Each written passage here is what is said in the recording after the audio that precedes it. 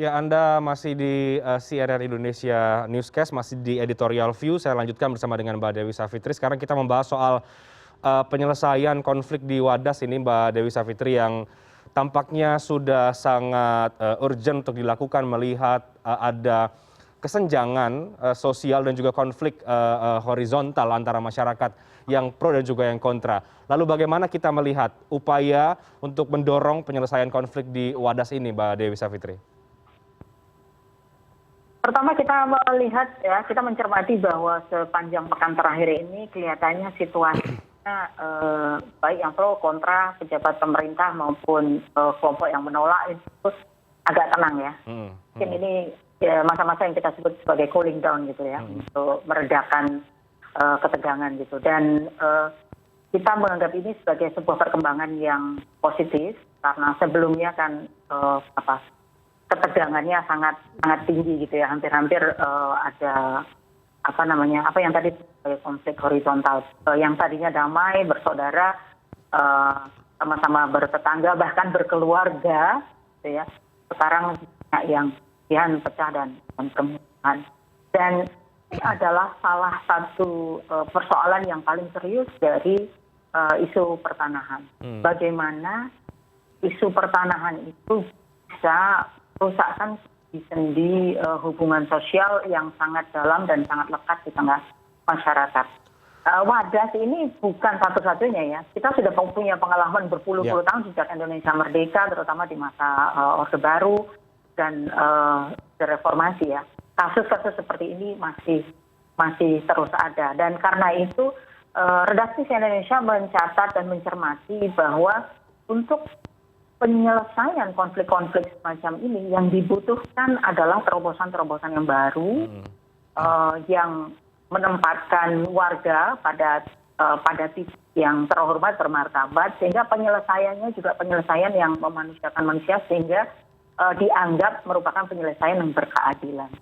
Jadi strategi yang koersif, represif, melibatkan kekuatan militer, bersenjata itu mungkin pada titik tertentu dianggap perlu, tetapi itu akan mengulang pengalaman traumatis masa lalu, di mana penyelesaiannya mungkin akan selesai, tapi tidak selesai dengan kualitas-kualitas yang saya sebutkan tadi. Jadi kita memantau ini dengan menganggap ini sebagai perkembangan yang positif ya, bahwa sudah ada proses cooling down. Tetapi pada saat yang sama kita bertanya-tanya setelah ini apa, gitu. Dan itu menjadi perhatian kita. Oke, iya, jangan sampai kemudian ini momen cooling down, tapi karena tidak diselesaikan secara tuntas, nanti bisa muncul kembali yang terjadi di Wadas beberapa waktu yang lalu. Kita lihat Mbak Dewi Savitri, setelah isu ini muncul ke publik, media membahas, kita juga membahas, kita lihat kemudian video-video yang beredar begitu. Beberapa hari setelah itu muncul kemudian pejabat-pejabat baik gubernur Pak Ganjar Pranowo, wakil gubernur juga sudah ke sana dari pemerintah pusat, dari KSP, banyak lain kemudian berusaha untuk mencari tahu, dari DPR juga mencari tahu apa yang terjadi dan berupaya untuk menenangkan warga. Dari beberapa upaya-upaya itu apa yang kita lihat Mbak Dewi Savitri? Apakah memang sudah membuahkan hasil? Tidak hanya cukup tenang, tapi kemudian harus ada upaya penyelesaian yang sampai dengan selesai sehingga tidak lagi terjadi konflik di Wadas ini. Bagaimana kita melihat langkah-langkah upaya yang sudah diambil oleh banyak pihak dengan mendatangi Wadas secara langsung?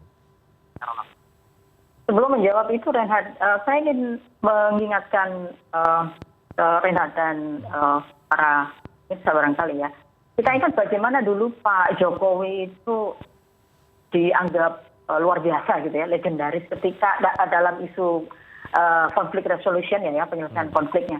Ketika pemerintah kota Madinah Surakarta, waktu itu Pak Jokowi masih jadi wali kota, punya keinginan untuk memindahkan para pedagang di Pasar Triwindu ke lokasi yang baru. Ini pasar mau dipindahkan, pedagangnya sudah ada puluhan, ratusan orang di situ gitu ya, dan mau dipindahkan. Secara natural gitu ya, orang kalau sudah enak berada di satu tempat dipindahkan, tentu dia menolak.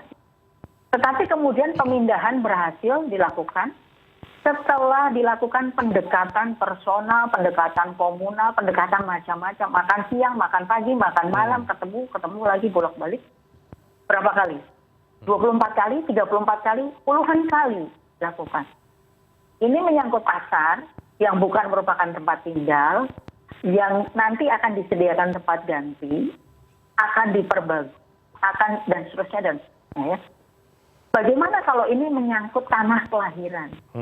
Yang kemudian menjadi bagian dari identitas manusia, keluarga, komunitas, desa, dan artinya apa? Lebih banyak lagi yang dipertaruhkan di sini. Jadi sekarang pertanyaannya, banyak sekali para pejabat datang, mereka yang berkepentingan dengan proyek ini, DPR, Pak Ganjar menginap, kemudian kita juga dengar pimpinan Pusat Nahdlatul Ulama mengirim tim untuk datang dan bicara membersamai warga Wadas yang memang sebagian besar kalangan Nahdien dan seterusnya. Itu lagi-lagi sebuah perkembangan positif tentu saja ya. Yang sebelumnya berjarak sekarang didatangi untuk ditanya apa sih yang terjadi dan seterusnya. Tetapi kalau kita membandingkan dengan situasi Pak Jokowi di Surakarta sekian tahun yang lalu, ya tentu saja pertanyaannya adalah seandainya prosesnya dibalik, datang dulu supaya tidak terjadi konflik, baru ada proses ini. Daripada konflik dulu, baru didatangi.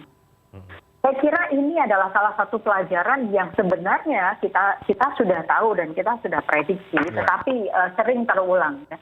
Bahwa dalam sebuah resolusi konflik, yang paling penting adalah jangan menunggu konfliknya meledak, baru diatasi gitu ya, baru ditawarkan resolusinya. Tetapi bagaimana caranya supaya konfliknya tidak meledak dengan menyiapkan resolusinya lebih.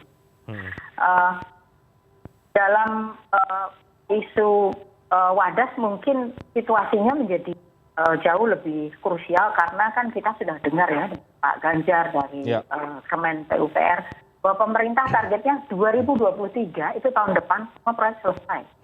2024 sudah operasional gitu ya, sudah bisa dinikmati sekian juta kubik air dan seterusnya dari bendungan bener ini.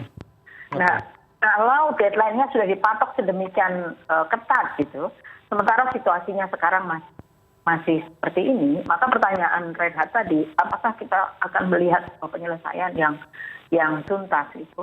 Saya kira prosesnya mungkin masih akan sangat panjang dan intens. Kalau lihat memindahkan pasar saja perlu sekian puluh kali pertemuan, mungkin ini juga akan perlu seperti itu. Tetapi yang jadi catatan kita yang terutama adalah yang kita ingin dorong adalah upaya-upaya dialog, ngomong baik-baik, ketemu antar komunitas, ketemu dengan para pejabat, mempertemukan pihak yang saling berseberangan ini supaya bisa saling lihat-lihatan gitu ya, seen eye to eye gitu ya, dalam posisi yang setara, tidak saling terintimidasi, tidak saling takut, sehingga kemudian penyelesaiannya bisa lebih baik dan yang tadi itu memanusiakan. Oke. Baik, Mbak Dewi Savitri, perlu tidak Presiden mengambil sikap dalam soal tambang di Desa Wadas ini? Saya kira Pak Presiden kan adalah Presiden seluruh rakyat Indonesia, termasuk untuk Desa Wadas, untuk warga di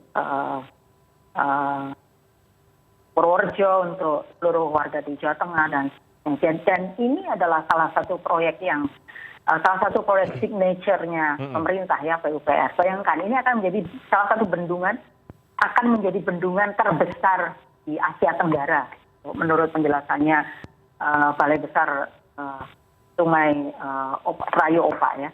Jadi saya kira sangat banyak alasan untuk yang bisa dipakai untuk mendorong supaya Presiden Joko Widodo hadir langsung ke tengah-tengah rakyat. Kalau untuk mencoba sirkuit dan mencoba lintasan sambil naik motor dan pakai jaket biker gitu ya, itu bisa dilakukan ke luar pulau, maka yang dekat-dekat ke Purworejo masa nggak bisa sih gitu. Tentu saja kita mencermati ya, dan kita mengapresiasi bahwa Pak Jokowi, kantor Pak Jokowi, istana ya, dalam hal ini KSP mengirim staf ahli ke lokasi untuk bicara, untuk melihat langsung dan seterusnya. tetapi kita kan belum lupa ya, Pak Jokowi kan sukanya blusukan gitu kan ya. Jadi mungkin Jadi kita saatnya menunggu sekarang Pak kita Jokowi juga dorong blusukan di beliau Wadas gitu ya, Mbak? untuk datang lah, blusukan lagi lah gitu, karena rakyatnya membutuhkan. Ya.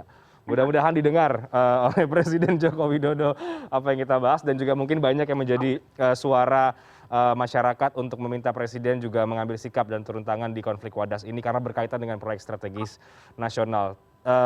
Menarik diskusi malam hari ini Mbak Dewi Savitri. Jadi mudah-mudahan di momen yang tenang ini di Wadas, pihak-pihak berkepentingan, pemerintah bisa mengambil momen ini sehingga bisa menyelesaikan perkara di Wadas, apapun caranya, mungkin mengambil jalan tengah dan lain sebagainya. Paling tidak kita melihat dari sisi kemanusiaan agar masyarakat di Desa Wadas juga tidak lagi terpecah belah antara yang pro dan juga yang kontra. Terima kasih banyak Mbak Dewi Savitri untuk catatan editorial kita pada malam hari ini dalam CNN Indonesia Newscast. Selamat malam, terima kasih Mbak Dewi Savitri, sehat-sehat.